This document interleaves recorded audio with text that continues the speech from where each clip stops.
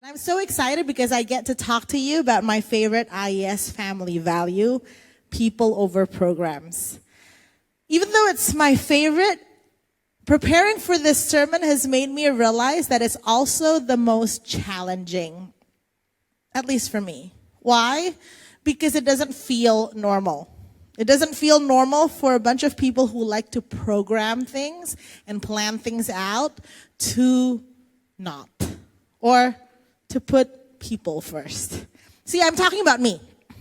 When I was young, my parents loved to watch reruns of the TV show A-Team. And I loved it. I loved the characters, Murdoch, Faith, B.A. Baracus. But I identify with John Hannibal Smith because he's the one who came up with all of the plans, right? And one of his famous quotes is, "I love it when a plan comes together." That's me. I love it when a plan comes together. I love it when my plans come together. When I was in college and I had to do an internship at a church, my crowning glory, I felt like, my accomplishment was when I can do an order of service and I can plan an event to the minute and execute that event to the minute. And I remember this one time I was planning a banquet for the youth at that church, and the plan came together perfectly to the minute. Like, we ended it the time we needed to end it, and every single part of it came together perfectly. That's me. I love it. So maybe you're not to that extent. You don't plan your life to the minute. But boy, don't we love it when things go according to plan, when things go according to our plans. So having a church family value that talks about the potential of having to pause that plan or tweak that plan or ditch that plan and coming up with a different plan can potentially irk us. So on that note, maybe we should pray. Let's pray. Lord, we thank you that you are good and you are in control, even when our plans don't turn out the way we want it to, but you are still in control. Remind us of what is important and challenge us today, Lord, to love people. We thank you, Lord. We praise you. In Jesus' name we pray. Amen. So today I want to tell you a story. And the story is a story about Jesus, and it's found from Mark 5, verses 21 through 43. That's a lot of verses. We usually have people stand and read the passage together, but I am going to do something just a little bit different today. I am going to invite you to imagine yourself being part of that crowd. Imagining yourself there, where Jesus was when he was doing what he was doing. So if you need to close your eyes and kind of transport yourself, please do that. I will read the story, and you can also follow along. Mark 5, verses 21 through 43. Jesus got into the boat again and went back to the other side of the lake, where a large crowd gathered around him on the shore. Then a leader of the local synagogue, whose name was Jairus, arrived. When he saw Jesus, he fell at his feet, pleading fervently with him. "My little daughter is dying," he said. "Please come and lay your hands on her. Heal her so she can live." Jesus went with him, and all the people followed, crowding around him. A woman in the crowd had suffered for 12 years with constant bleeding. She had suffered a great deal from many doctors, and over the years she had spent everything she had to pay them. But she had gotten no better. In fact, she had gotten worse. She had heard about Jesus, so she came up behind him through the crowd and touched his robe. For she thought to herself, "If I can just touch his robe, I will be healed." Immediately the bleeding stopped, and she could feel in her body that she had been healed of her terrible condition. Jesus realized at once that healing power had gone out from him. So he turned around in the crowd and asked, "Who touched my robe?" His disciples said to him, "Look at this crowd pressing around you. How can you ask who touched me?" But he kept on looking around to see who had done it. Then the frightened woman, trembling at the realization of what had happened to her, came and fell to her knees in front of him and told him what she had done. And he said to her, "Daughter, your faith has made you well. Go in peace. Your suffering is over." While he was still speaking to her, messengers arrived from the home of Jairus, the leader of the synagogue. They told him, "Your daughter is dead. There's no use troubling the teacher now."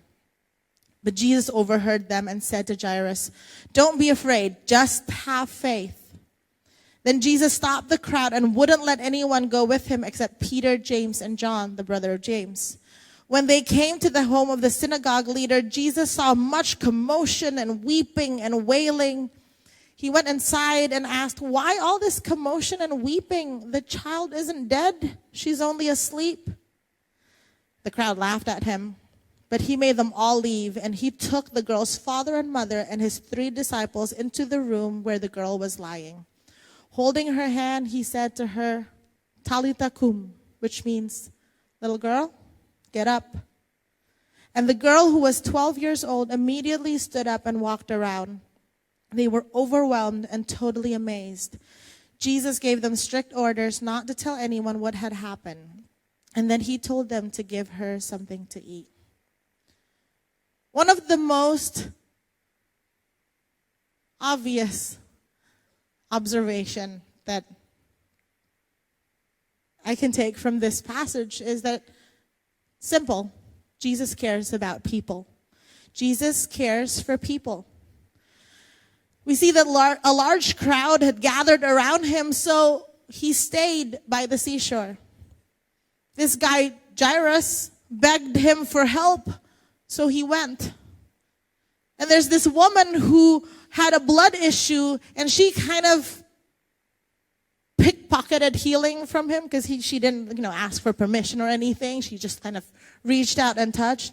And he stopped his journey to address her. Even upon hearing of Jairus' daughter's death, people expected him to move on to the next gig. But Jesus cared. Every single person matters to Jesus. Every single character in this story that we just looked at, every single person matters to Jesus. Jairus was rich and important. The woman was an outcast and poor. She had spent everything she owned to get a cure. Jairus' daughter was young. She was 12 years old. The woman was old. She has been bleeding for the last 12 years. But everyone matters to Jesus. And I want to take it further by saying that Jesus is in the people business. Therefore, the implication is that we are to be in the people business. What I mean by the people business is that it's of value to Jesus. Jesus values people. And when we value something, we make decisions based on that value. If you look at your spending, we put our money where we value. For example, I love shoes. So that's what I put my money in. Even if I have to starve. That was me in college. But if we value something, we put our time into it. Our decisions are made based on what we value. And Jesus values people. And we want to, as a church, value people because this is what Jesus values. But the question that I want to ask all of us, including myself, is, do we make decisions intentionally with people in mind? Or do we make decisions just thinking about what we want, our plans, our agendas, our goals, and we don't think of people? If we value people, truly value people, we will make decisions intentionally with people in mind. One of the things that kind of just popped up from this passage for me was that Jesus was willing to stop and pause his plans to minister to an individual, to one person. Jesus went a step further than just letting healing flow from him. He stopped to speak truth and life into people, attending to the root of what they need. This woman that we read about, this woman with blood issue was healed. And she was healed completely, like immediately. Jesus didn't need to stop and address her. He could be like, okay, that's great, move along. But he stopped because he knew that she needed more. This woman was marked unclean for 12 years. According to the Mosaic law, the Jewish law, if someone has a bodily discharge, they are considered unclean, which means everything they touch is unclean. If someone who is clean touch them, they are considered unclean. If someone who is clean touch something an unclean person has touched, the clean person becomes unclean. She had to go around declaring herself unclean so people know. When she goes out, she has to say, unclean, unclean, so people know to not be around her. She has been deprived of even the idea of normal interaction, normal human interaction, because no one wants to become unclean.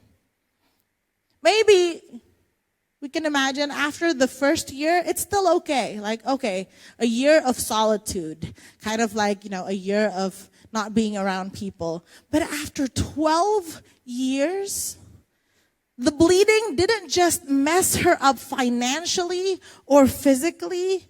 It scarred her emotionally and socially. It wreaks havoc on her identity, her value, rather than her name, which we were never told what her name is. She would have been marked unclean. Jesus stopping from his journey was a big deal.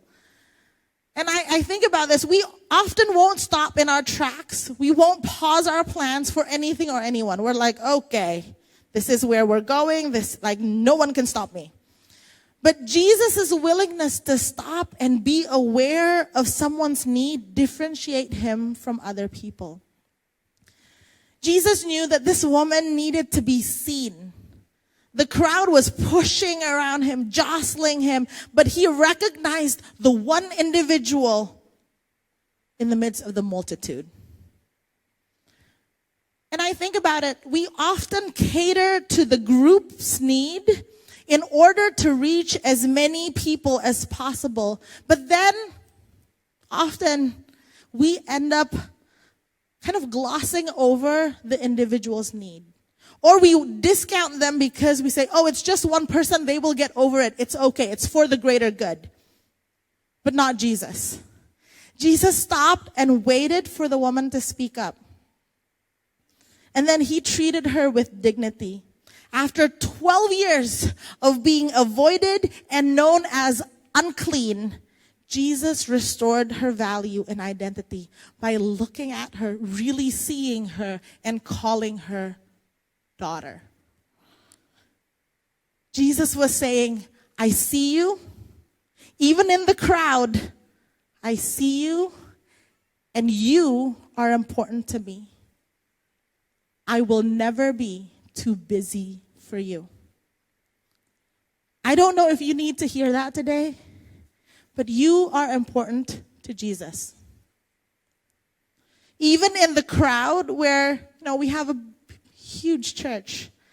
And when we're in the crowd, we can feel invisible. We can feel lonely. We can feel unwanted. But Jesus sees us. Jesus sees you. He's never been too busy for you, and he will never be too busy for you. So does it mean that we shouldn't plan or have programs? No, of course not. If you see the story, Jesus still healed Jairus' daughter. He still went through with the plan. And what amazes me is that the way it unfolded probably was more amazing because Jesus ended up raising this girl from the dead. The original plan was just for him to heal her. But, wow, he raised her from the dead. When we are obedient to God and when we put people first, the programs are going to come together. When we put people over programs, the programs are going to come together. And most of the time, because God is in control and God is in charge, the programs are going to come together even better than the way we originally planned it. But we need to put people first. So I was trying to figure out how to explain people over programs because this is a great family value, but it's difficult to explain to someone. And so I'm trying to put it into words. So this is what I came up with. And it's not perfect, but hope it helps. People over programs is an attitude of obedience to God's Spirit, involving a readiness to let go of personal conveniences to serve and meet the needs of others. I'll read that again. People over programs is an attitude of obedience to God's Spirit, involving a readiness to let go of our personal conveniences to serve and meet the needs of others. I consulted Philippians 2 verses 1 through 11, and so I'm going to read just an excerpt from it. Paul was saying this to the church in Philippi. He said this, in your relationships with one another, have the same mindset as Christ Jesus, who being in very nature God, did not consider equality with God something to be used to his own advantage. Rather, he made himself nothing by taking the very nature of a servant, being made in human likeness, and being found in appearance as a man, he humbled himself by becoming obedient to death, even death on a cross. What I realize is that people over programs, I can't give you the 5 sure way to put people over programs. I can't give you 12 steps for you to accomplish and complete the IES People Over Program. I can't give you that. But what I realized that Paul was saying to the church in Philippi is that people over programs is first and foremost an attitude. It's a mindset. And it's an attitude that Jesus had. Philippians 2 verse 3 says, do nothing out of selfish ambition or vain conceit. Rather, in humility, value others above yourselves. Count others as being more important than yourself. And verse 4 says, not looking to your own interests, but each of you to the interest of the others. Be willing to let go of personal conveniences to serve and meet the needs of other people. I was telling the service earlier today that today you get a glimpse of my preferences in TV series. I like NCIS. I follow NCIS. And I like Leroy Jethro Gibbs. But one of this time I was watching through an episode, season 11, episode 13, and I just stopped and I ran and got my phone because I'm like, I need to write this down because this is people over programs.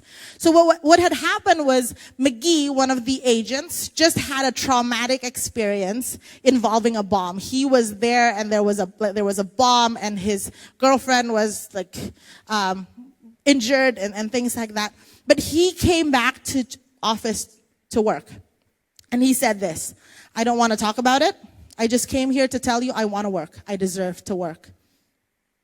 And his boss, Gibbs, said this, I can't have you here like this. And McGee said, I've done everything you've asked me to do since I've gotten back. I've traced that call. I traced it fast. And Gibbs said, I know. So McGee asked, am I doing my job or not? And this line, his boss said this, you are more important than the job. I know that's coming from NCIS, but church people, we are more important than the job. You are more important than the job. And in this culture, a lot of the times we value ourselves based on what we do, our accomplishments. And we look at other people and we value them based on what they do and their accomplishments. And sometimes we even fall into this trap in church when we see other people based on, oh, what ministry are you a part of? Or what do you do? You don't do enough for the church. The thing is, you are more important than what you do. Your spiritual growth, your well-being is much more important than what you do. And I learn people over programs. I've heard it like countless times, but I learned it because someone did that to me. Pastor Dave and Gigi taught me people over programs. So I started attending IES in 2005. I was a teenager, and I was part of IES Teens. And I went to university for my degree in youth ministry. And the plan was for me to complete my degree and then come back to Jakarta and become the junior high pastor at IES immediately after university. That was the plan. It was so much so the plan that when we moved from Wisma Stako to UOB, they were designing the 8th floor teens area, and they split the teens area into 2 spaces, junior high and senior high. That was the plan. We all were aware of the plan.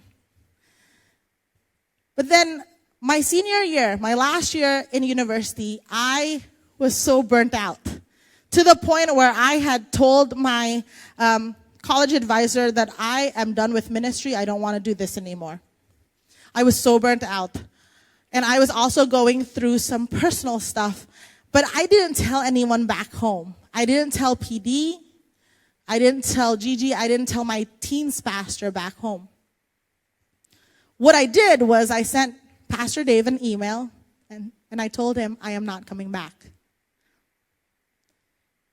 And he could have said, Tirza, we had a plan. We have an extra room in the teens area because you are part of this plan. He could have said that. But he didn't. He wrote me back and he just said, okay, if that's what you feel God is calling you to do, then you go for it. And not too long after that, I met up with Gigi in Seattle, and she looked at me and she asked me how I was doing. I still didn't tell her that I was going through stuff. But she looked at me and she hugged me and she told me this, Tirza, we would have loved it for you to come back to IES and work with us. But anytime you need to go home, IES is home. I knew that I disappointed them when I sent that email and told them that I wasn't coming back. But they were much more concerned about my well-being and what God has for me in that season than they were about those 2 rooms down there on the 8th floor. Friends, that is people over programs.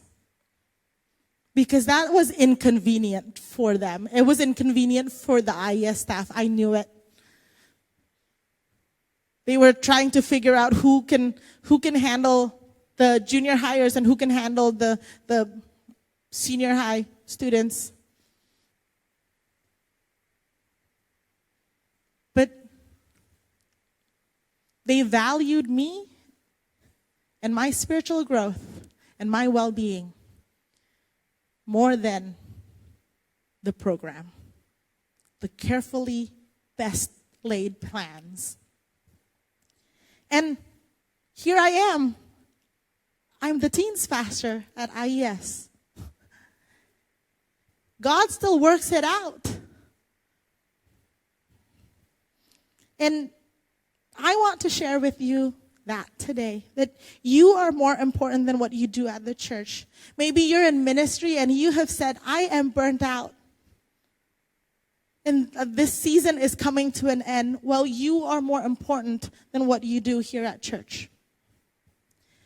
And that's why we have a saying that IES is a river and not a lake.